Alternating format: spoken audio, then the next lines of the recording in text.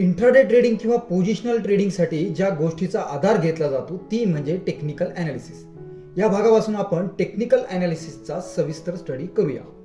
जपानमध्ये साधारण 1750च्या आसपास होमा मुनेहिसा यांनी टेक्निकल ॲनालिसिसचा शोध लावला. त्यांना फादर ऑफ कॅन्डलस्टिक असे म्हटले जाते.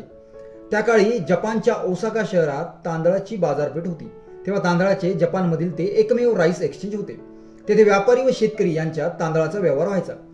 होमा मुनेहिसा हे तांदळाचे व्यापारी असताना ते सुद्धा या राईस एक्सचेंजमध्ये जात असत. मार्केट सुरू झाल्यापासून बंद होईपर्यंत तांदळाची प्राइस वर खाली होत असे. तांदळाच्या या व्होलाटाईल प्राइसमुळे बऱ्याच व्यापारी व शेतकऱ्यांना लॉसला सामोरे जावे लागायचे. याचा फटका होमा यांनाही बसायचा.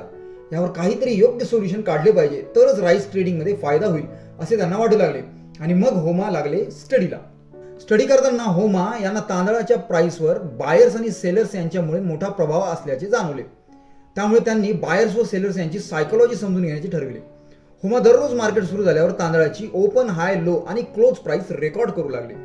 काही दिवसांनी त्यांनी तांदळाच्या वेगवेगळ्या प्राइसचे चार्ट बनवले. हिस्टॉरिकल प्राइसचे चार्ट बघितल्यावर त्यांना काही पॅटर्न्स वारंवार रिपीट होताना दिसले.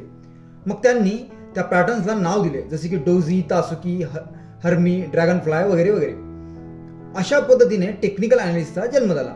या स्टडीचा होमा यांनी राईस ट्रेडिंगमध्ये वापर करण्यास सुरुवात केली. यामुळे होमा खूप मोठे सक्सेसफुल राईस ट्रेडर बनले. राईस ट्रेडिंगमध्ये त्यांना सतत प्रॉफिटच होऊ लागला.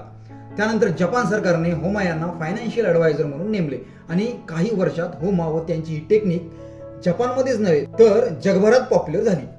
नंतर स्टीव्ह निसन या शेअर मार्केट ट्रेडरने होमा यांच्या या टेक्निकचा स्टडी करून जापनीज कॅन्डलस्टिक बनवली आणि या कॅन्डलस्टिक चार्टचा शेअर मार्केटमध्ये ट्रेडिंगसाठी वापर करण्यास सुरुवात केली. हीच ती कॅन्डलस्टिक आज आपण ट्रेडिंग करताना चार्टमध्ये वापरत आहोत. या भागामध्ये टेक्निकल ॲनालिसिसचा जन्म कसा झाला हे समजून घेतलं. आता पुढील भागात कॅन्डलस्टिक व चार्ट बाबत बघूया.